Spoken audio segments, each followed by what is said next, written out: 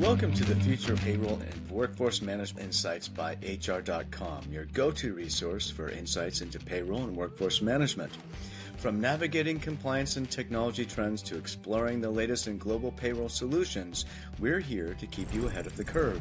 Join us as we dive into the forces reshaping payroll and share practical strategies to optimize your workforce management. Let's get started. So welcome everybody to this episode of Future of Payroll and Workforce Management from the exhibitor floor of the 44th Payroll Congress. Very exciting. And I have here with me two wonderful guests. I have Tammy Gillenwater and also John Bernatovicz, and you're both with Willery, and you've both you've co-authored a book that's out there making waves, Payroll Like a Boss. You have your t-shirts on, and you know, this book is so hot that you're wearing shades. I thought it was Tammy. Or both. Both? Possible. Okay. Yes, I think so. And so we're just going to talk about this. And so Tammy, let's start with you. Okay. How did this come about, this book idea? I've worked in payroll for a very long time, and I started to see a lot of patterns with my clients where there were payroll professionals who were not appreciated, were not listened to, were not developed. And we all know that the payroll role is changing, becoming more strategic, less actual hands-on processing. And it bothered me for a long time. And then I finally realized we really need to get the word out to people on how the role has changed, get people to understand the importance of payroll in their organization, and to help payroll professionals understand themselves how to be strategic and what kind of value they can bring to their organizations.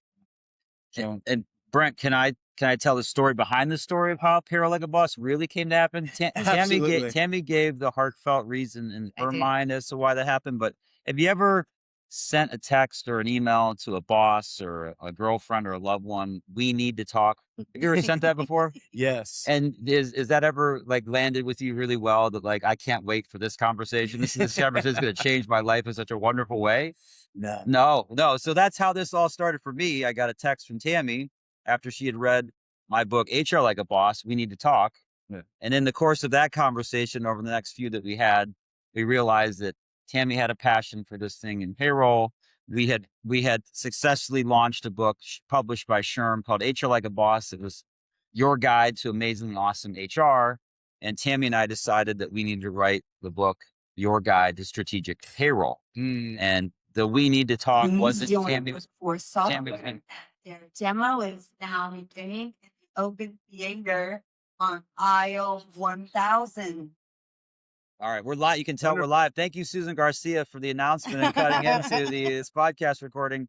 Anyway, the cool part was the alignment that Tammy and I had. We'd worked together for 10 years. We'd known each other for almost 20. If we look back, as long as we've been in this payroll profession, local chapter connection. And we knew that we had synergy. We had some very unique personal experiences happen to us at the same time, both losing our parents almost around the exact same times in our lives. And my inspiration for writing the book came out of that loss. And then Tammy, by reading HR Like a Boss, got inspired to write Payroll Like a Boss. And here we are almost 2+ years later on this wonderful podcast with you, Brent. The room is so bright, we got to wear shades, and Payroll Like a Boss is lit up. And we're just so excited to be here, so blessed. The outpouring of support from the payroll community has been literally beyond our wildest expectations. I cannot tell you how much they have embraced the idea of Payroll Like a Boss. And I think about it in the sense, and I'll end with this, we get the credit for writing the book. Our names are on the front cover, but Payroll Like a Boss is yours. Payroll Like a Boss is for the payroll community to make it what it is for you, whether that be you're going to start to think differently, whether you're going to become a better person, you're going to embrace leadership, you're going to get that seat at the table, you're going to be incredibly enthused by this profession in a way that you understand the criticality of that verbal and nonverbal contract, the most important one between an employer and employee. We will pay you. And it's our job to do so. as a host, I have a couple of thoughts. And that's a wonderful, wonderful background on the book. And we've talked previously in the green room. We have a green room on this podcast, even though it's not a late night talk show. And I love the title of the book. HR Like a Boss too, and then Payroll Like a Boss, because payroll folks, they need to step into their power, right? There's this, I've noticed that they don't necessarily think of themselves as a boss, right? They're working for the organization, kind of in the background, all this kind of stuff. And so I think there's a lot of empowerment in that sort of kinetic energy in that title of the book. It also makes me think, being Gen X, it makes me think of an old SNL skit about like a boss. We won't get into that, but Yeah, don't Google Like a Boss or go on any of these like websites, because it could not be appropriate for payroll. I did that rabbit hole once, Brent. Yeah. yeah, don't do it. But what are your thoughts around this, Tanner? One of the things that we talk about is how payroll professionals, even though they have the capability to bring more to the table, they aren't doing it. It's not expected of them. They're not expected to challenge things. They're not expected to have opinions about anything. And they're often left out of critical decisions that affect them, like what new system they're going to implement. I see it all the time. And what we have determined is that it really requires an amount of bravery for a payroll professional to get out there, put themselves out in the front, right? Don't wait to be asked. Go ahead and challenge. Go ahead and ask for better.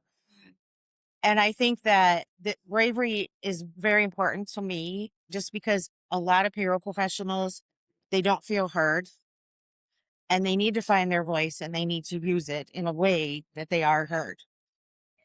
And I think, Brent, if I could add one thing, I think that there is a thought around payroll like a boss, HR like a boss, that there's a stigma that a boss is a bad phrase. It's really not meant to be that. It's meant to encourage payroll professionals, and anyone, quite frankly, to own your job, own yourself, own your responsibilities. And then in the spirit of it, love it. If you think of somebody that does something like a boss, grills like a boss, takes the trash out like a boss, they're doing it with a swagger.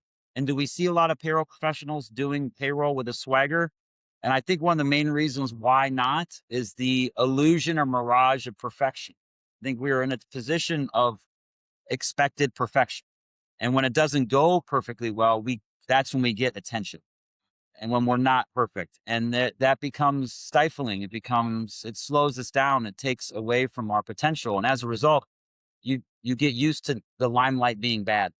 And I feel like in the spirit of this book, it's meant to, we are not here to talk about accurate and timely payroll or tax compliance. We're here to go beyond that, and how you can make an impact on the business, like you can change the lives of your employees, and how individual payroll professionals can become the best possible version of themselves. Yeah. That's really interesting thinking about it that way, right? Because what other role in the organization is so hyper connected to being expected to be correct, 100% correct all the time? We all have jobs, and we've been called out for maybe doing something wrong or whatever, right? But it's not that real visceral thing. So that's a great point, John.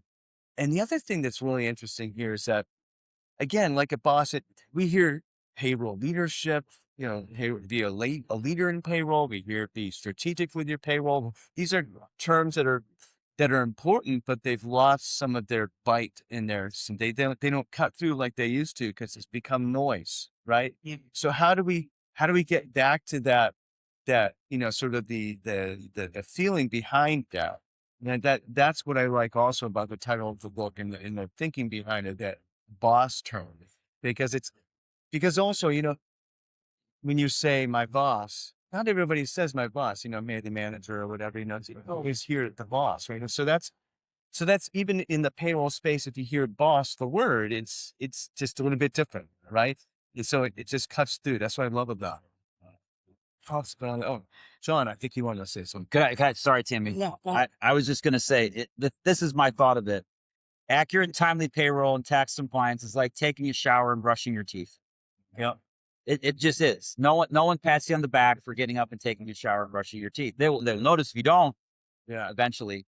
But the dressing up in a way that makes you feel confident, the way you carry yourself, those are the other things that we're talking about in Payroll Like a Boss. It's about being innovative. It's about leveraging and using your technology, even if your employer skips over you and selecting a new system. Yeah. That's not great. We don't love that, but let's leverage that technology to the best of our ability. And then we write in the book, chapter 18 is all about delivering a strategic operating system around payroll. And we talk about purpose, process, productivity, technology, and how you drive profitability into your business. And we create a framework for how to do strategic payroll like a boss.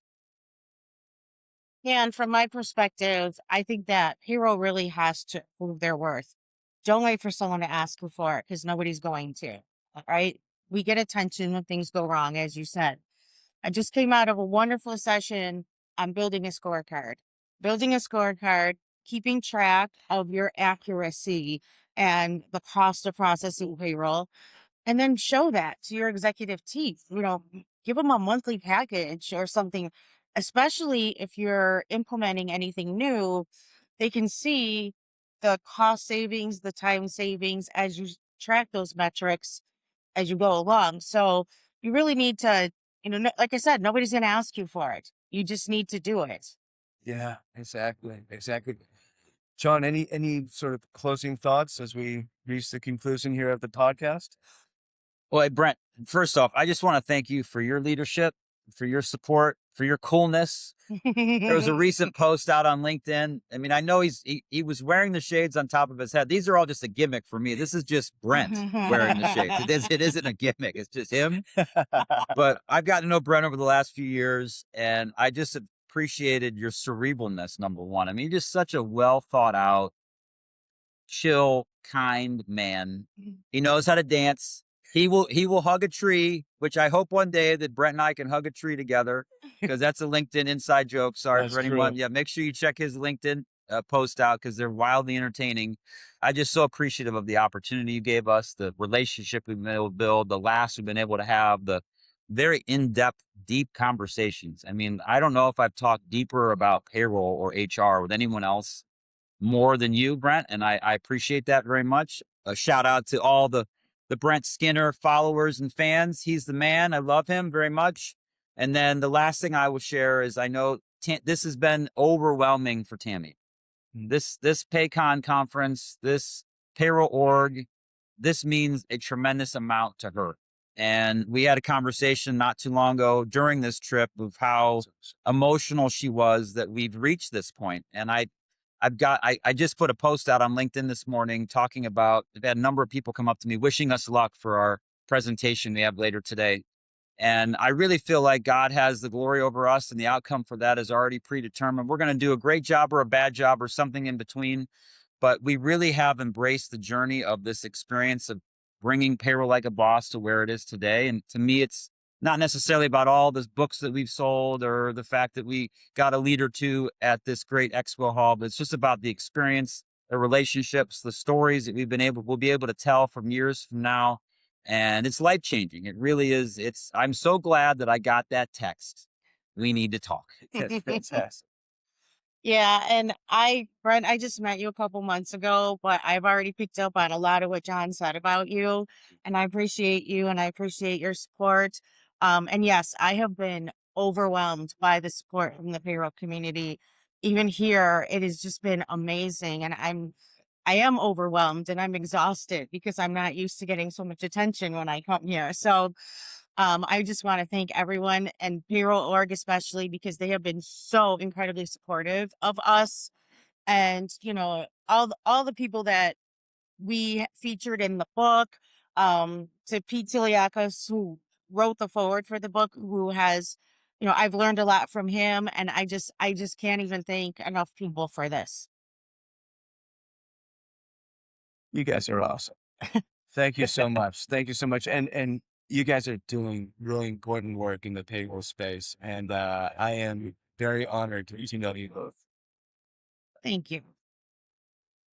See, are we glad we did it? Yeah. So glad we did it. Nice job. Thank Tim. you. Love you. Thank you. Oh, Group hug, We're gonna group do a hug. group hug. Bye. Can we take a picture? Thanks for tuning in to the Future of Workforce Management and Payroll Insights by HR.com. We hope today's episode brought you valuable insights and fresh perspectives on the future of payroll and workforce management. Be sure to check out more episodes and explore resources at hr.com/podcast or wherever you listen to podcasts. Until next time, keep innovating and making a difference in the world of payroll and workforce management.